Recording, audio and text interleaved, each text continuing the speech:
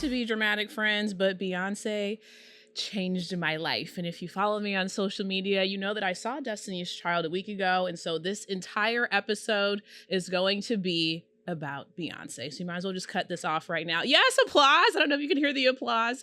But like, if you don't care, then like you can log off now because I don't care. So we're going to start right now with Two Online. This is a segment where, you know, I am a troll in the comments on every social media app.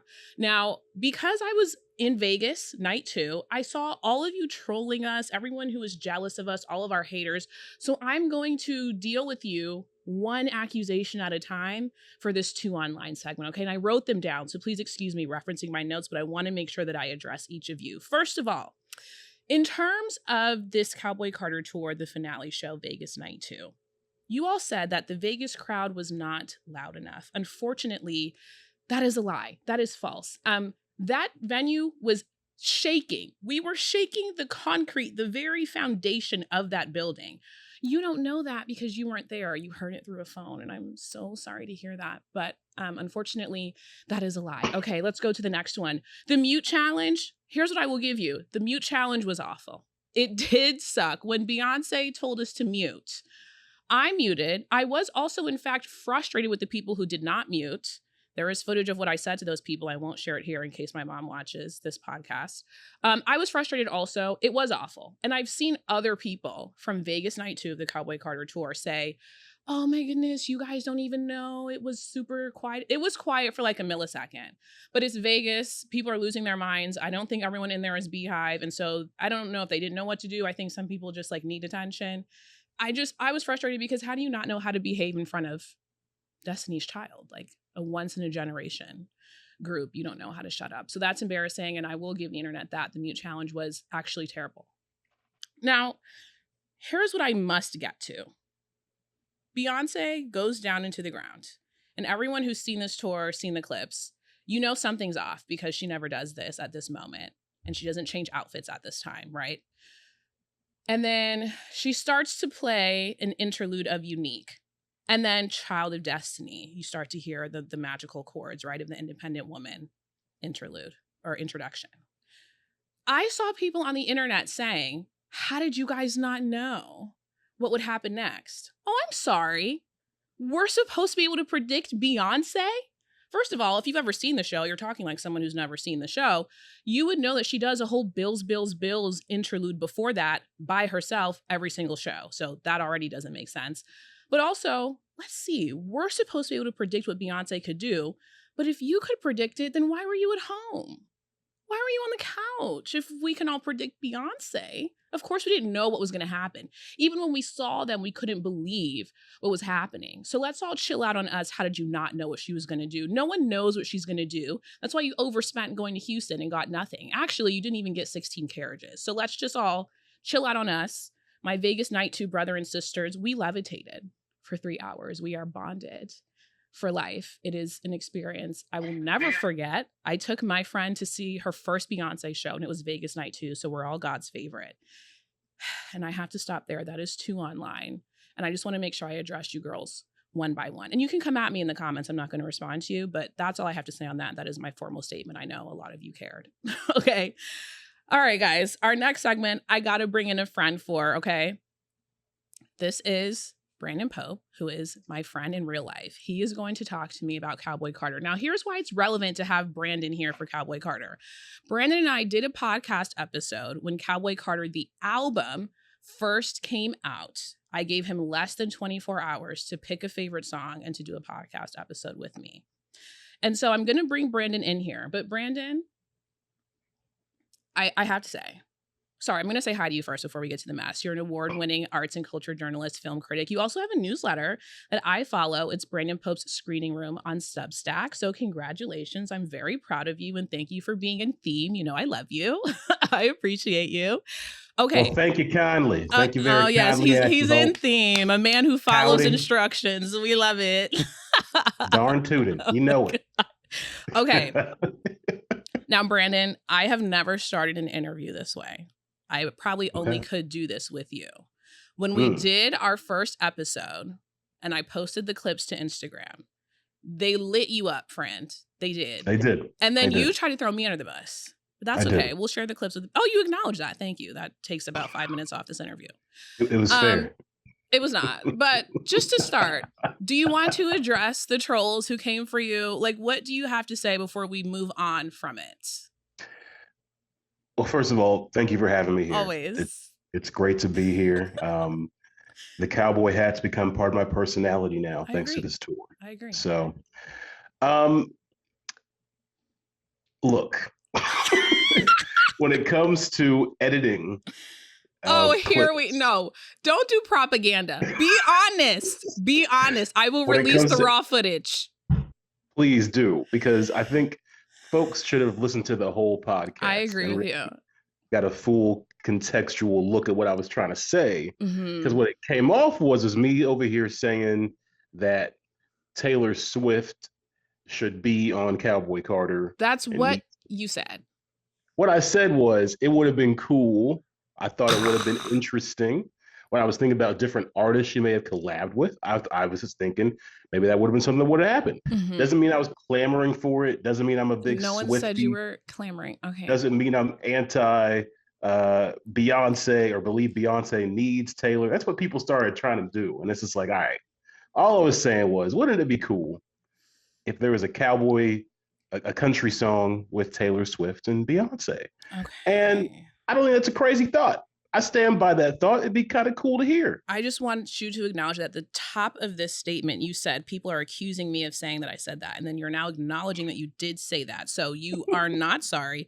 You're not The retracting the statement context and you're still in matters. denial about why you got dragged on the internet. I just want to make sure that we wrap this up properly, The factually. context matters so much. And I will not be gotcha'd, okay? I will not be. There was no gotcha. You said it. And the truth of the matter is you didn't think anybody would see it. That be honest. Oh no, I just didn't think it was gonna go off the way it did. That's all. Exactly. You had people, you had celebrities chopping in. You had what's his name? Yes. Yeah. Luke So you better James. come correct today. Don't name drop people. Oh my goodness. People trying to Please. make You've me done out to enough. be. Okay. Well, look. If people gonna come for me, I gotta have to put them out there on blast. Okay. But All right. look, I'm a big boy. I can take the heat. All right. Well, take the heat then. Don't put me in it, child. But You said it. Craziness. I will say some of that heat was aided and abetted by This is not true. one Ashley Holt Okay. and her editing and cuts. However, I Okay. still love her dearly, despite the salacious attempt Here we go. We're moving on. to misrepresent We're my moving on. words. No, you are more dramatic than me on not to be dramatic. This is actually insane. So we're going to move on because you're not sorry and you did You've say met that. your And I'm going to rival. share the clip online so people can judge for themselves. Okay, I have to ask you, talking about this tour, you saw it. You called me, the day before you went. I actually saved you strife from going to the wrong show in Chicago, You just to did, pat yeah. myself on the back. But what was your favorite part of the show or favorite song to see? I was really excited to hear Tyrant live, Mm-hmm. being one of my favorite songs. Mm-hmm. And it met the hype, especially because unlike Renaissance Tour, where it was like a kind of a party throughout, Cowboy Carter had some slower moments Mm-hmm. and some more, high energy moments. And so Tyrant came in a moment, at least for the tour I saw, and I know it's been different for different stops, Mm-hmm. where you had a few slow songs and then, okay, now we're up in the energy. And it was perfect. I also just loved, as she always does great with these, the visuals, Totally. the montages, that was all really, really cool. Overall, outstanding tour. I mean, has she ever had a bad one? I don't think so. No, it's And not so possible. it's Okay. not possible, is it? No. So you brought up a couple of things there that I wanted to ask you about. The first one is the controversy of, does she have a favorite city to perform in? Do you have a conspiracy theory about this? Because she did do different versions of the show in a lot of different places. I went to the LA shows, which were called dress rehearsals, because she kept the same outfits for all 5 shows. And then she goes over to Europe and she has all these different clothes. And then Lay Twins are with her. So is this a conspiracy? Is it she didn't want to pay tariffs on bringing her outfits to America, so she picked them up? What was it? I have on high authority with really good sourcing that Beyonce has at least 2 cities she loves. Okay. One of them is the great bastion of the UK, London, England. Oh, interesting. Okay. And of course, who wouldn't? Sure. Um, Great people, great culture, great stadiums plural, but Wembley's usually where she's at. Um, or Barclays. Also, and this is going to sound like homerism, but it's true. Chicago. She loves her a What? Chicago show. Wait a She even said, minute. she even said during her Cowboy Carter Chicago show that I attended Yes, you did. that we did the best job singing Love on Top of Oh, any okay. crowd that she's ever had, Mm-hmm. ever. That's a throwaway compliment, but okay. Well, I'm just saying. So, London and Chicago got it for sure. Um, Interesting. People are going to throw in Houston, obviously, Well, but not if after she this loved, showing. I was going to say, if she loved Houston that much, why didn't she, Do like, not trigger all of Houston. I'm just saying, I'm sure she loves Houston, but Well, in Houston, I was there for Renaissance. They got Meg the Stallion for Renaissance. Like, you think you always need to get somebody? Like, that's a little yeah, selfish, in my I opinion. was pretty jealous of the Meg thing. But it was great to see Meg in HD during the actual Renaissance Movie. documentary, which is now lost media. Where can I stream it? Who Don't get me knows? started on why she's hoarding Renaissance. Okay. And then my other question for you is, well, actually, I have to go back. I don't see how you, well, I agree with London. They got like a whole like merch store that was like actually a store in what am I trying to say, like brick and mortar, but like people are Mm-hmm. saying Paris because that's where Jay came out for the first time with Yeah, her. Paris too. And And then Jay Z loves Paris. Like that's yeah, Hove's. they say that all the time. And then Atlanta, but I get Atlanta, even though I don't love to be in Atlanta. Um, I will say that her energy in Atlanta is always top notch. And she does usually always like performing there Why objectively. don't you love to be in Atlanta? That's not the point of this podcast. We're talking about why Hmm. Beyonce loves to be in Hmm. Atlanta. Interesting. That's a podcast Very for another interesting. time. Those are my two I'll take note. guesses. When Uh, you're on mine, I will make sure to That's grill you fine, and I will on the answer. Atlanta I will answer question. you, and I won't deny my words the way that you do. But in terms of this being a family affair, what do you make of Blue Ivy on this tour? Because I was absolutely gobsmacked by this young lady's talent. Way more confident, right? Yeah, than Renaissance. Um, Way more like you really see the legacy with her now, right? Like it doesn't feel like we're trying to make Blue Ivy a thing. Like Blue Ivy's a thing. She Totally. can actually dance. She can actually perform. She's like she does all the like the facial expressions, the gestures, the swag with it. I just love seeing her like come into her own. That's been really the fun part about this whole thing is like you're watching her grow before our eyes in so many ways. Yeah. Also fun seeing how she's like, a nurturer with her younger sister as well Mm-hmm. during these moments too, trying to calm her down and get her acclimated to what can be disorienting, I'm sure, for someone so young. But Blue Ivy's done it before, right? So she can kind of pass the baton. I love it, and I'm sure Beyonce's proud. And Blue Ivy, she got moves. She got moves. She is Yeah, she's getting up there killing choreo with people who have been doing this their whole lives. And I had killing it. this conspiracy. I'm actually going to take responsibility for starting the conspiracy. No one has to Sure, you will. quote me, but I don't need them to. But like the Vegas night too, Destiny's Child, Beyonce goes, "Give it up for Destiny's Child," and then that's when Blue Ivy rises from the floor, and I'm like, Blue Ivy is actually Destiny's Child. Like, this is her destiny. This is what she's meant to do. I feel like it could have been a double entendre. I don't feel like it's totally ridiculous to suggest that Beyonce's intentional about things like that. Hmm. Is that a stretch? Because it looks like you actually might be on my side right now. It's not a stretch. I'm Well, gonna okay. steal. It's getting tweeted right now, without any accreditation Ever. I or never get credit. attribution. Mm-hmm. Yeah, I love that. It's beautiful poetry, and almost makes you think: was this the plan all along? Was Right. this the vision? Right. Was the name Destiny's Child about Blue Ivy That's what the I'm entire saying. time? And if so, wow, Wow. what a long game. Talk about trying to look forward and plan things. Like she's got the Marvel Cinematic Universe beat, if that's what she's doing. I'm screaming. That's fair. Okay, and then you're talking about what's next. So the next conspiracy on the internet is that When you think about Act 3, which we're expecting, people are like, Act 3, they think is Destiny's Child, meaning 3 of them.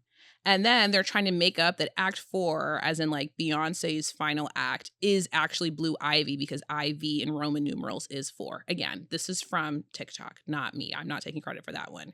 How plausible is this? Let us down easy, please.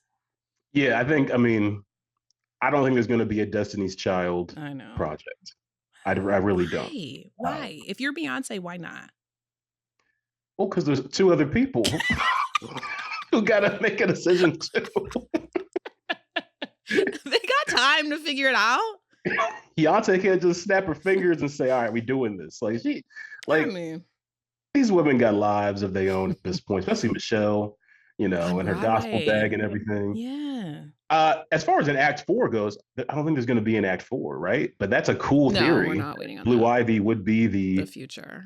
the future. I think Act 3 is going to be more rock and roll. I really do. I think she's going to tap into her Prince vibes, tap into her, what's love got to do with it vibes. Like, we're going to get some Tina Turner. We're going to Totally. get some real homage to black legends in rock music because that's what the theme has been, is Mm-hmm. reclaiming the art form and showing how black folks were at the center of it all. And I don't think you can really skip rock and roll if that's what your theme and message is going to Yeah. be. Especially when you talk about Americana and the American imagery as well. Like, rock and roll is right there. And if anyone's going to bring back rock and roll, which people say is dead, oh, it's Beyonce Knowles Carter. Well, and even if you look back at some of her old performances, she's always taken a rock perspective on some of her songs. Like, if I Mhm. ever get to hear her perform live the rock version of Freakum Dress that she did at tours when I was not old enough to go see her, like, I will levitate. Like, I just cannot imagine a whole tour of the rock of her rock and roll perspective. Like, I feel like I just get the shivers thinking about it, and I need to already start picking out an outfit. Are you going to pick out an outfit, or are you going to go to like Party City last minute like you did last time? We will see what the theme ends up being. I mean, I'm not a costume outfit guy, but Cowboy Carter made it happen. Let Mm-hmm. me throw a theory out here that I Please. have, Okay. and this is all assuming that Act 3 is a rock album. Right. Prince and Beyonce were very close, Mm-hmm. and Prince was a guy who he's performed with Beyonce. He swore on her. He's like, this woman, she's He got knew. it. Mm-hmm. We also know Prince is a guy who made so many songs and collaborated with many artists on so many songs that have never seen the light of day. Mm. I think it is very fitting and very Beyonce for there to be a Prince and Beyonce song or Totally. a Prince produced Beyonce record that's going to be unearthed as part of Act 3. It could be wishful thinking, Mm-hmm. but he's worked with literally everybody. Yeah. Even if it's not a song that he made for her, she's got the pull and clout to work with the estate Agree. to pull something and do a feature, right? So I think that'd be a match made in heaven. When I think about our legacy of our icons, I think we talked about this in the last pod. My big three is Mike Jackson, Prince, and Beyonce. Mm-hmm. And so any way you can get any of those combination of the three together, I'm all for it. And in kind of more of a poetic way too, Michael Jackson had his rock and roll era as well, which is one of my favorite Michael Jackson That's a eras, great point. you know? Yeah. And a lot of what she does to me is more Mike coded than Prince coded Yeah. in terms of like, choreography, putting on a show, the just pop itself and what Mm-hmm. she's done for music overall. So I love the parallels if we're getting a rock album. If we're not getting a rock album, No, it has then to be. what are we getting? No, it has to be. And even if you look at, people have been pointing out obviously the visuals of this tour and how there are rock looks in them. I mean, she dresses up as Prince. What does that have to do with country? Nothing. So like, the conspiracy from the beginning that I support is that we haven't gotten the visuals for Renaissance or Cowboy Carter because all 3 acts are one visual. And that's what she's flashing to us when we're watching the Huh. tour. So Oh, so the montages we're seeing, the videos we're seeing are all part of the major project. yes, that's what I think. She's throwing in clips at least from whatever the visual is, and that's why we don't get to see it yet because she hasn't released Act 3. Well, so then why release a Renaissance documentary? What do you mean? Because If that that's the tour. That's not a part of that's not the, like the 3-act project is way bigger, but the tours themselves are their own works of art. You don't see this? oh, okay, yeah, but I'm also just kind of like, do we know Cowboy Carter's gonna get a visual drop at all? I, Well, that was I'm my still next question for confused. you. I think there has to be a Cowboy Carter movie about the tour. Like, you don't bring Shabuzi, Jay-Z, and Destiny's Child out in the same show and not stream it somewhere. I mean, she can't do AMC again because of what they did to her, allegedly. But you don't see a Cowboy Carter movie? You don't want to see the behind the scenes of how she pulled off the greatest show ever in life? I'd love to see it. Oh, okay. I'd love to see it. My question is, who is she going to go through to do it? Um, she's worked with every streamer at this point, Mm-hmm. from Disney Plus to Netflix to HBO.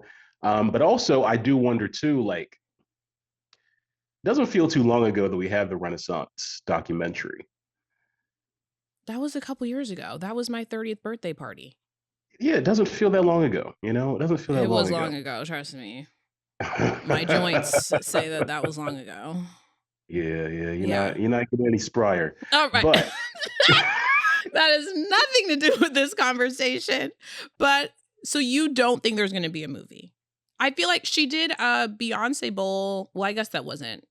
It was on Netflix, but that's because the football games are on Netflix. I feel like she doesn't have beef with Netflix. she could get away. I mean, she if she wants to do it, she can do it. And I've heard murmurings of different deals that might be struck, but also I heard those same murmurings about the Renaissance doc being released and where it's going to go, and nothing's happened. So I'd like to see the visuals. I'd like to see it behind the scenes. I'm not confident we're going to get it. I'm confident. And you can take me to go see it and pay for my ticket when you lose this bet because I'm very, very, very confident that we're going to get that. And we need it. Like, we need to be able to see Destiny's Child rise from the ground in 4K whenever we want. I can't like always go back and watch old videos on TikTok for the rest of my life. Like, I have to be able to stream that somewhere. She wouldn't do that to us.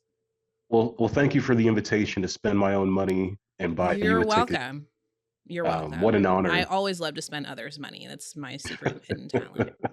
Okay, so Brandon, at the end of every pod, I end with not to be messy, but where you Mm, give me a hot take on the topic of the day, which obviously today I only care about Beyonce. I made that my Instagram DM message, like only talk to me about Beyonce this week. And unfortunately, the week's almost over. So we're going to mhm. put our shady glasses on, and I need you to give me your hot Beyonce take. And you have to start it with not to be messy, but. And it needs to be something, not that I have to tell you this, but it needs to be something that is not a popular take. Like, which I know is your specialty. Oh boy, it's got to be Beyonce related. Yeah, the tour, the movie, her legacy, her haters, Mm. something. Can I give two? Why not? But you got to put sunglasses on. I know you Okay, can't see, but do it. Fantastic. mhm. Okay. Okay. Yeehaw. Please give us the first one. Not to be messy, but. Not to be messy, but if you were one of those people who goes out of their way to say you don't like Beyonce Come on. or that Beyonce is overrated, or you Come feel on. some need to humble Beyonce, Come on. you are anti-black. Yes. You have a real issue, and it needs to be addressed. I'm not saying everyone has to like the same artist. I'm not saying you got to be a fan of every single artist out there. But to go out of your way every single time Beyonce does something dope Mm-hmm. and be like, wow, Beyonce's overrated, or, well, I don't think Beyonce's that great. Why y'all always do this with Beyonce? You know what? Why don't you shut up? Why don't you just shut the F up? Because at this point, who cares what you think? If you're not on the train already, you're behind. And it Mm-hmm. reminds me, my mom always says this to me. My mom reminds me every time that when Michael Jackson was at his height, Mm-hmm. that there were the same type of people, Mm. weirdos, Mm. who were like, Michael Jackson, y'all like that? Y'all into that? Y'all, all he do is pop. All he do is rock. He don't really make stuff that really get me. Prince is better. And that was a thing. Yes. And look at those people look stupid now. Wilds. Wild. So that's Wilds. my first not to be messy, but Okay. because I just Wow. can't stand beyond like petty Beyonce hate. At Right. this point, throw up. Right. Do you want to give your second one or do you need a break? Well, I was gonna let you do That was yours, and hot.